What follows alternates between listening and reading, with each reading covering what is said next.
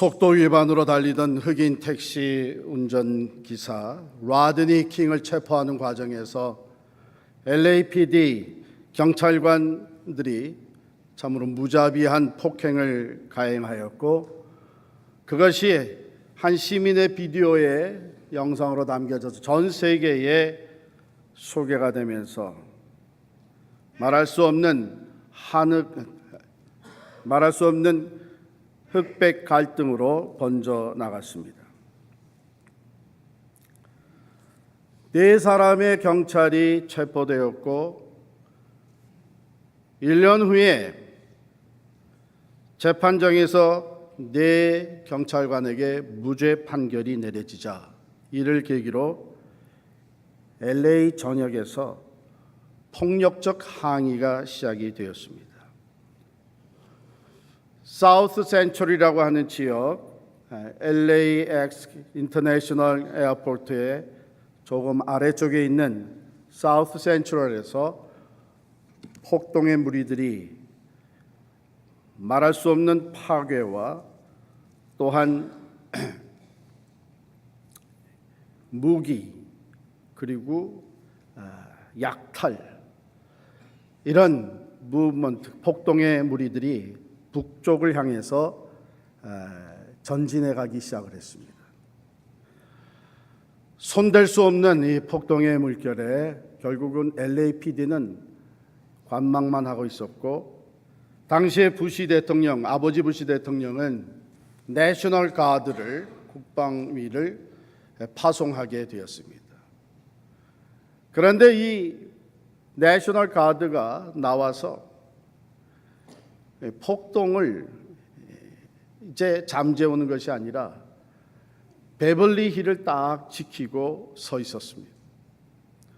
뭐냐 하면 백인들의 그 부촌인 베벌리 힐에 이 폭동의 무리들이 올라갈까 봐 그것을 막고 서 있었고, 결국은 사우스 센츄럴하고 베벌리 힐 중간에 수많은 한인 업소들이 파괴되고 피해를 입게 되었습니다. 보게 되면 그때 사망자 수가 53명이 나왔고 부상자 수가 2,000명 이상이 나왔습니다. 체포자 수는 11,000명 이상이 되었습니다. 그런데 더 안타까운 것은 미 언론이 이 흑백 갈등의 문제를 한흑 갈등으로 몰아가기 시작을 했습니다. 라드니 킹 사건이 생긴 몇 달 후에 두순자 여인이라고 하는 우리 한인 이민자가 바로 그 사우스 센트럴 지역에서 비즈니스를 하면서 한 15살 난 흑인 소녀 라타샤에게 폭행을 당하게 되었고, 그때에 자기 생명의 위협을 느꼈던 이 두순자 여인은 이 소녀를 향해서 총을 쏴서 죽게 만들었습니다. 이것을 빌미로 해서 미 언론은 흑백 갈등을 한흑 갈등으로 몰아가게 되었습니다. 당시 현장에 있었던 저는 나성교회, 영락교회에서 영어 목회를 담당하고 있었고, 교회를 대표했을 뿐만이 아니라 커뮤니티에 의견들 모으고 대화를 하는 이런 일에 참여하게 되었습니다. 한마디로 분노가 더해지는 것을 느꼈습니다. 또 한편으로는 말할 수 없는 실망이었습니다. 우리 한인 업소들 한 2,400개가 넘는 업소들이 하루아침에 잿더미로 아메리칸 드림을 따라왔던 이민자들이 잿더미에 주저앉아서 정신을 잃고 부르짖게 되었습니다. 그러한 상황 속에서 치안을 맡고 있는 미국 정부는 우리 한인타운을 방치해 놓았습니다. 그렇기 때문에 우리 한인들은 스스로 총을 들고 가게를 지키며 생명을 지켜야 되는 상황에 놓이게 됐습니다. 한 3일 동안 오후 5시 30분 이후에는 다니지 못하는 이 미국이라는 나라에서 통행 금지가 생겼습니다. 이런저런 일로 부득이 다녀야만 하는 저는 통행 패스를 받아가지고 사람들을 만나고 교인들을 찾아가기도 했습니다. 그때에 수요일에 사건이 터졌는데 다가오는 주일에 어떤 설교를 해야 될지 고민하다가 택한 본문이 오늘 읽은 선한 사마리아인의 비유입니다. 본래 그때는 저희 EM이 영어 회중이 프렌데이라고 이웃 전도의 행사를 준비하고 있었는데 지금 그런 행사를 할 형편이 아니었죠. 그래서 갑자기 설교 본문을 바꾸고 새롭게 설교를 하게 되었습니다. 좀 그 분노와 실망과 무기력함과 참 두려움 속에서 로스앤젤레스, 천사들의 도시라고 하는 그 지역이 하루아침에 전쟁터로 변한 것을 보면서 저는 이 말씀을 새롭게 접하게 되었던 것이죠. 선한 사마리아인의 비유. 거기에 등장하는 인물을 보게 되면 분명히 강도들이 있었고 또 강도를 만나 죽어가는 사람이 있고 그 옆을 지나가는 제사장과 레위인이 있고 피하지 아니하고 강도 만난 자를 도와준 선한 사마리아인이 있습니다. 그리고 여관 주인, 주막 주인이 있습니다. 여러분들도 전에 이 말씀을, 이 본문을 읽고 메시지를 많이 들었을 텐데 그때마다 어떤 메시지를 받았습니까? 저는 사실 이 선한 사마리아인의 말씀을 접할 때마다 약간의 죄책감, 자책을 하게 되는 그런 시간들이 대부분이었습니다. 뭐냐 하면 거기에 등장하는 제사장과 레위인, 나 또한 나는 이미 선한 일을 하고 있는 성직자가 아닌가 하는 생각에 지금 당장 도움이 필요한 사람을 그냥 지나쳤던 일들이 자꾸 떠오르게 됐었고, 바쁜 스케줄 속에서 지체할 수 없다고 하는 판단으로 지금 당장 도움이 필요한 사람을 그냥 지나쳐버린 그런 순간들이 자꾸 떠올라서 죄책감과 또한 큰 도전을 받곤 했었습니다. 그런데 25년 전 4.29를 접하면서 이 말씀을 대했을 때는 상황이 좀 달랐습니다. 등장인물 그 중에 우리가 강도 만난 사람이 아니냐 하는 생각을 갖게 됐습니다. 죄책감이나 도전의 말씀이 아니라 위로와 감사와 소망의 메시지로 와 닿았습니다. 여러분, 강도 만난 사람이 다 죽어가는 상황 속에서 제사장이 지나가고 레위 사람이 그냥 지나쳐 버렸는데 어느 한 사람이 사마리아인이 찾아와서 도움을 줄 때에 얼마나 큰 위로가 됐겠습니까? 얼마나 큰 소망을 가질 수 있게 됐습니다. 얼마나 감사했습니까? 그렇습니다. 우리의 한인 커뮤니티는 처음으로 와서 뼈 아프게 일하면서 그나마 그래도 좀 자립하며 세워놨던 그 모든 비즈니스가 2,400개가 넘는 것이 다 잿더미로 바뀌었을 그때에 문자 그대로 우리는 강도 만난 사람이었습니다.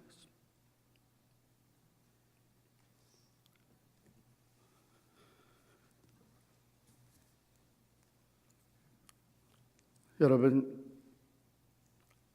백인들은 우리를 방치해도 흑인들은 우리에게 폭행을 가하였고 히스패닉들은 그 사이에서 약탈을 하였고 아무도 도와주기는커녕 오히려 이것이 마치 하늘 갈등 결과라는 것을 몰고 가는 그때에 우리가 바라보고 위로받고 의지할 수 있는 분은 오직 예수 한 분이라는 것을 말씀을 통해서 전할 수밖에 없었습니다. 그런 안목으로 본문을 들여다볼 때에 진정한 선한 사마리아인은 예수님이라고 하는 것을 깨닫게 되었습니다. 본문으로 돌아가 보게 되면 이 선한 사마리아인은 강도 만난 자를 보고 먼저 불쌍히 여겼다 그랬습니다. 그리고 다른 것을 다 제껴놓고 그에게 다가갔습니다. 기름과 포도주를 상처에 붓고 싸매어주고 치료하기 시작을 했습니다. 조금씩 회복되어져 가는 이 사람을 자기 짐승에 태워서 주막으로 데려가서 돌보아 주었습니다. 생명을 건지게 되었습니다. 회복이 되기 시작을 했습니다. 자기 일을 봐야 되기 때문에 떠나야만 했던 이 사람은 주막 주인에게 약속을 하고 떠납니다. 내가 이 돈 두 데나리온을 두고 가는데 반드시 돌아올 것이다. 돌아와서 더 비용이 들었다면 내가 그것을 내 것으로 갚아주리라.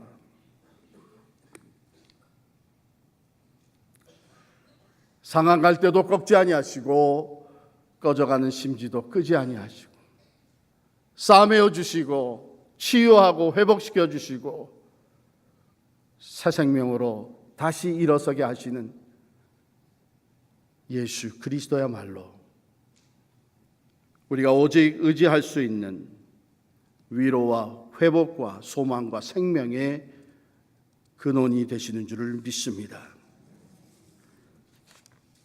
저는 그때 그 4.19 폭동의 현장에 있으면서 여기에 나오는 질문, 내 이웃이 누구오니까 율법사가 던졌던 질문을 수도 없이 되뇌이게 되었습니다. 내 이웃이 누구오니까.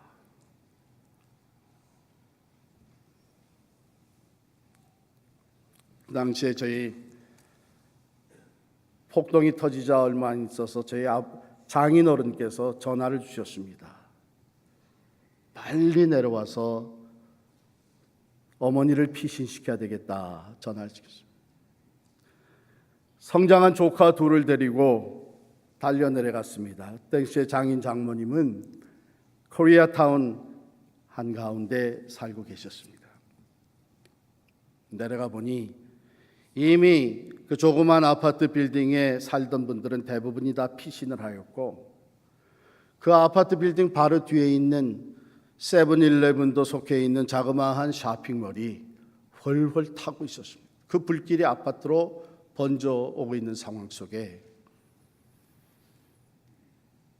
제 장모님은 그때 이미 몇 달째 암 투병을 하시느라고 침대에서 일어나지 못하고 누워 계셨습니다. 혹이라도 다행스럽게 동네의 젊은이 몇이 같이 도움을 줘서 장모님을 침대에 누워있는 매트리스에 누워 계신 그대로 들어서 2층에서 아래층으로 그리고 픽업 트럭에 옮겨서 피신을 시켜드렸습니다. 내 이웃이 누구니까?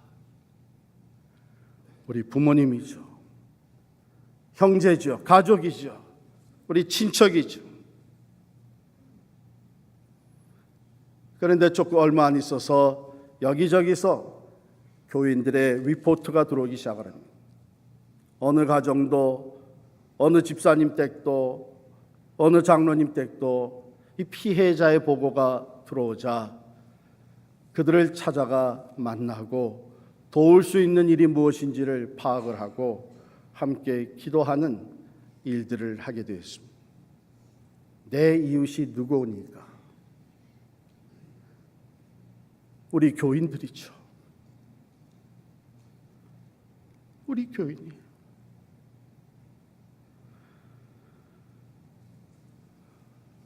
그런데 TV를 보니까는 방치된 코리아타운은 전쟁터로 변해버리고, 그나마 가게를 지켜야 되겠다고 하는 우리 한인들은 총을 들고 지붕 위로 올라가고 파킹장으로 나아가서 정말 생명을 걸고 자신들을 지키려고 하는 모습을 볼 때에 우리 한인 커뮤니티가 어떻게 회복될 수 있을지, 어떻게 이러한 엄청난 일을 당하고 다시 일어설 수 있는지. 내 이웃이 누구오니까? 같은 한국 사람이죠. 같은 한국 사람입니다. 교회를 다니건 안 다니건 같은 동포 한국 사람이 내 이웃입니다.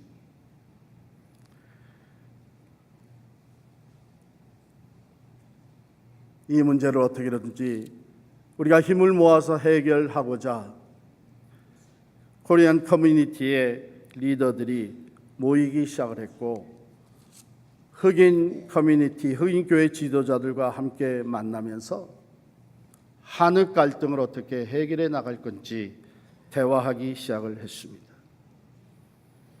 어떻게 하면 서로에게 도움을 줄 수 있을지, 이웃이라고 하는 바운더리가 점점 무너져 내려가기 시작을 했고, 급기야는 우리 모두가 다 피해자라고 하는 생각을 갖게 됐습니다. 빈부의 차로 인한 불만과 원한, 인종차별로 인한 학대와 불의, 흑인들도 히스패닉들도 다 피해자요, 우리의 강도 만난 이웃이 된다고 하는 생각을 갖게 됐습니다. 그러다가 한 걸음 더 나아가서 하나님의 형상대로 지음받은 다른 사람들을 피부 색깔이 다르다고, 나중에 온 이민자들이라고 마음대로 대하며 폭행을 당하고 있는 것을 보면서도 오히려 그것을 책임 전가하고 있는 백인들을 보면서 저들 또한 피해자라고 하는 생각을 갖게 됐습니다. 스스로 극복하지 못하는 이 인종차별 의식, 그 결과 하나님 앞에서 엄청난 죄악을 저지르고 있는 그 모습들을 보면서 우리 모두가 다 이 사회의 악의 피해자요, 우리 스스로 뛰어넘기 어려운 인종차별 피해의 피해자가 되고 있다고 하는 것을 깨닫게 되었습니다. 내 이웃이 누구오니까? 예수님은 바로 이 질문에 답을 주시기 위해 사마리아인의 비유를 들으셨습니다. 이 비유를 들여다보면 다른 등장인물들에 대해서는 그래도 적어도 어떤 사람이라고 하는 것이 소개가 되고 있습니다. 강도 맞는 사람들 그냥 피해서 지나간 제사장, 하나님의 기름 부음을 받고 하나님께 제사를 드리고 섬기는 일에 앞장서서 쓰임받던 거룩한 사람들입니다. 어쩌면 그들에게 맡겨진 이 직무, 제사장의 직무를 감당하기 위해서 강도 만난 자에게 가까이 가지 않았을 수도 있다고 주석가들은 얘기합니다. 왜냐하면 거반 죽어가는 사람 가서 도와주다가 죽어버리게 되면 시신을 만진 것이 되어서 율법대로 부정한 사람이 되므로 제사장의 직무를, 그 부정한 것을 다 벗기 전에는 감당할 수 없었기 때문입니다. 레위 사람, 여전히 역시 성전에서 같이 섬기는 사람입니다. 선택받은 지파입니다. 강도 만나서 죽어가는 사람 가서 돕다가 어쩌면은 나도 당할 수 있다고 하는 두려움이 앞서서 피해 갔을 수도 있습니다. 우리도 때로는 그런 생각을 하니까요. 어쨌든 제사장이었고 레위인이었고 그렇다면 그들은 유대인이었던 것이 분명합니다. 그리고 강도 만난 사람을 와서 도와준 사람은 사마리아인입니다. 아마도 장사하기 위해서 길을 떠났던 사람인 것 같습니다. 그리고 여관 또는 주막 주인이 있습니다. 그런데 정작 강도 만난 사람, 그래서 거반 죽게 된 사람은 어떤 사람인지 아무런 소개가 없습니다. 그가 유대인이었는지 이방인이었는지, 많이 배운 사람인지 교육을 못 받은 사람인지, 재산이 많은 사람이었는지 아니면 그렇지 않은 사람이었는지, 어떤 직업을 가지고 있었는지 아무런 언급이 없습니다.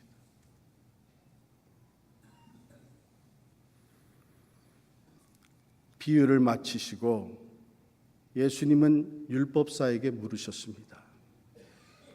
네 생각에는 이 세 사람 중에 누가 강도 맞는 사람의 이웃이 되겠느냐? 돌아가서 짚어보면 이 율법사가 질문한 것은 누가 내 이웃이옵니까? 그는 이웃이라고 하는 것을 디파인 하기를 원했습니다. 아마도 자기 의의를 나타내 보이려고, 자기를 옳게 보이려고 두 번째 질문을 했다는 걸 봐서 어쩌면 이 율법사는 같은 유대인들 사이에서는 누구보다도 구제, 이웃에게, 형제에게 베풀면서 선한 삶을 살고 있었는지 모르겠습니다. 내 이웃이 누구냐? 이런 생각을 하고 있는 율법사에게 예수님은 비유를 들려주시고 반문하시기를 누가 이웃이 되어 주었느냐? 이렇게 반문하셨습니다. 사.19 폭동을 경험하면서 저 또한 내 이웃이 누구냐? 내가 먼저 도와줄 수 있을 사람이 누구냐? 내가 조금이라도 위로와 힘이 되어줄 수 있는 사람이 누구냐? 내 가족, 아니 우리 교인, 우리 같은 동포. 점점 그 이웃에 대한 생각이 바뀌어간. 주님은 이 비유를 통해서 율법사에게 교훈을 주셨습니다. 율법사가 대답하기를 자비를 베푼 자니이다. 이해가 가는 대답이에요. 독실한 유대인으로서, 그것도 하나님의 율법을 누구보다도 잘 알고 그것을 지킨다고 하는 율법사로서 자기들이 멸시하고 있는 사마리아 사람의 그 사마리아인이라는 것을 입에 올리는 그 자체도 저들은 좋아하지 않았습니다. 그렇기 때문에 사마리아 사람입니다 대답하지 아니하고 자비를 베푼 자니이다 이렇게 대답을 했습니다. 예수님은 그 답을 들으시고 말씀하시기를 너도 가서 이와 같이 하라. 너도 가서 이와 같이 하라. 강도 만난 사람이 유대인인지 이방인인지 상관하지 말고 많이 배운 사람인지 못 배운 사람인지 가진 사람인지 없는 사람인지 도대체 무엇 때문에 그렇게 바보같이 피의 길이라고 소문난 그 여리고 예루살렘에서 여리고로 내려가는 그 길에 혼자 그렇게 가고 있었는지 그런 거 물어보지 말고 상관하지 말고 자비를 베풀어라. 참 이웃이 누구냐 하는 것을 이 비유로 답해 주셨습니다. 지금 바로 내 옆에, 내 주변에 도움을 필요로 하는 사람, 그 사람에게 가서 이웃이 되어 주라고 하신 말씀입니다. 우리는 4.29 폭동 25주년을 맞이하면서 결코 우리에게 주어진 그 역사적인 교훈을 잊어서는 안 됩니다. 진정 온 세계에서 모여드는 이민자들로 구성된 이 나라에서 하나님이 기뻐하시고 영향력을 발휘할 수 있는, 정말 주류에 들어가서 리더십을 행사할 수 있는 우리들이 되려면 우리는 이 교훈을 늘 가슴에 새겨야 됩니다.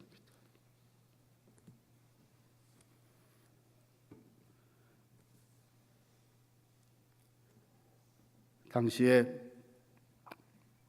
어떻게 하면 이 한흑 갈등을 우리가 극복할 수 있을까?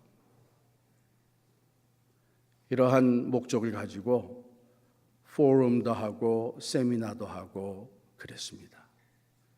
한 번은 그 당시에 샌프란시스코 신학교에서 목회학 박사 과정의 디렉터로 계시는 닥터 워렌 리라고 하는 우리 한인 3세 교수를 초청해서 강의를 들었습니다. 그 이유는 이분은 한인 3세로서 바로 그 폭동이 시작된 사우스 센트럴에서 자라나신 분이에요.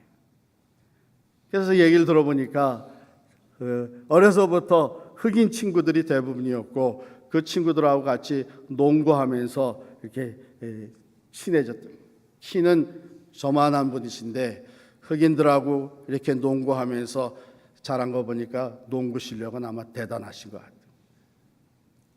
근데 그분이 자기의 경험을 쭉 얘기하고 또 신학적으로 사회학적으로 강의를 다 마치면서 마지막 결론에서 질문을 던졌습니다.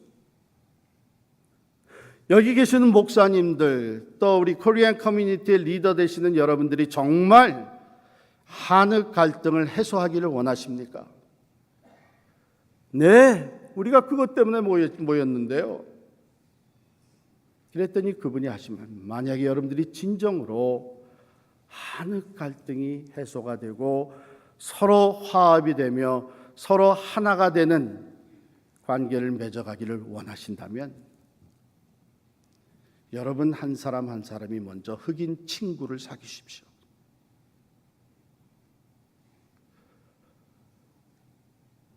그것은 구조를 통해서 어떤 새로운 기구를 만들므로 또는 연합 사업을 하면서 해결될 수 있는 문제가 아니라는 것입니다. 진정 우리가 한 사람, 나랑 인종이 다른 흑인이나 히스패닉이나 백인이나 다른 사람을 친구로 사귀면서 그들과 삶을 나누고 그들에게 이야기를 듣고 또 우리의 이야기를 들려주면서 서로를 깊이 이해해 나갈 수 있을 때에, 그때에 갈등의 해소가 시작이 될 수 있다고 생각해 봤습니다.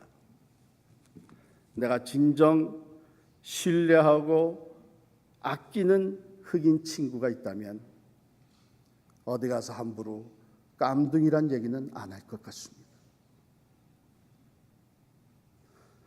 내가 진정 존경하고 의지할 수 있는 흑인 친구가 있다면 그 친구를 떠올리면서 다른 흑인들에게 함부로 대하지는 않을 것 같습니다. 그들 또한 나를 알고 나를 통해서 한국 사람과 한국 문화에 대해서 알아가며 서로 신뢰하고 존경하는 관계를 맺는다면 우리 한국에 대해서, 한국 사람에 대해서 함부로 얘기하지는 않을 것입니다.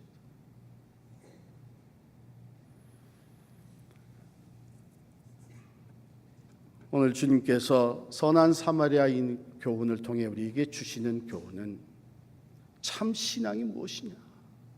참 신앙이 무엇이냐? 율법사는 예수님께 와서 맨 처음에는 예수님을 시험하기 위해서 물었다 그랬습니다. 즉 율법에 대한 지식이 자기와 견주어서 어느 정도인가 하는 것을 테스트해 보기를 원했습니다. 예수님께서 대물으셨지요. 네가 율법을 어떻게 읽느냐? 하나님을 사랑하고 이웃을 사랑하라고 했습니다. 그 말이 맞다. 그대로 행하라. 그리하면 살 것이다. 그랬더니 두 번째 다시 묻습니다. 이번에는 동기가 조금 바뀌었습니다. 자기를 옳게 보이려고 이런 마음 자세를 가지고 그러면 내 이웃이 누구니까 물었습니다. 예수님은 선한 사마리아인을 통해서 교훈해 주신 것이 참 신앙, 참 하나님을 사랑하고 이웃을 사랑한다고 하는 것은 언어나 문화나 인종을 떠나서 하나님의 형상대로 창조받은 한 사람 한 사람을 어려울 때에, 힘들 때에, 도움이 필요할 때에 내가 먼저 이웃이 되어주는 것이 신앙이고 그것이 하나님을 사랑하고 이웃을 사랑하는 것이라고 말씀해 주신 것입니다. 우리도 하나님의 말씀에 대한 지식은 어쩌면 적지 않게 많이 가지고 있습니다. 의로운 사람처럼 보이려고 하는 우리들의 신앙의 모습도 어느 정도 잘 갖추고 있습니다. 그러나 신앙은 삶입니다. 말씀대로 행하는 것입니다. 성경으로 돌아가서 하나님의 말씀의 가르침대로 실천하되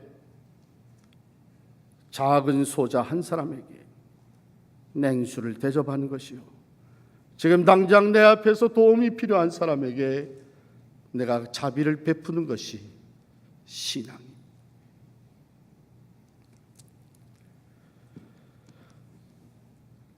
한 유대인 랍비에게 제자들이 와서 물었습니다. 선생님, 이제 밤이 지나고 새날이 밝아온다는 그 시점을 우리가 어떻게 알 수 있겠습니까? 우리들이 멀리서 움직이는 물체를 보면서 그것이 양인지 개인지 구별할 수 있다면 그때가 새날이 밝아오는 때입니까? 아니다. 그러면 우리가 멀리서 나무를 보고 그것이 무화과 나무인지 복숭아 나무인지 구분할 수 있으면 그때가 새날이 밝아오는 때입니까? 아니다. 그러면 어느 때입니까? 너희가 이웃을 바라보며 그가 바로 내 형제요 내 자매라고 하는 것을 인식할 수 있을 때에 그때 새날이 밝아온다. 만약에 여전히 그가 내 형제고 자매인 것을 인정하지 못한다면 몇 시가 됐든지 여전히 날은 어두운 것이다. 내 이웃이 누구니까? 오늘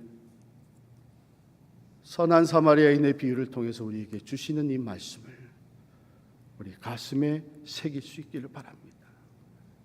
우리 주변에 나와 생각이 다른, 나와 삶의 경험이 다르고 성격이 다른 사람들도 얼마든지 있고 피부 색깔이 다른 사람들과 어울려서 우리 살아가고 있습니다. 그 한 사람 한 사람이 바로 하나님의 형상대로 창조함 받은 내 형제요 내 자매라고 하는 이 생각을 가지고 우리가 다가가서 먼저 이웃이 되어준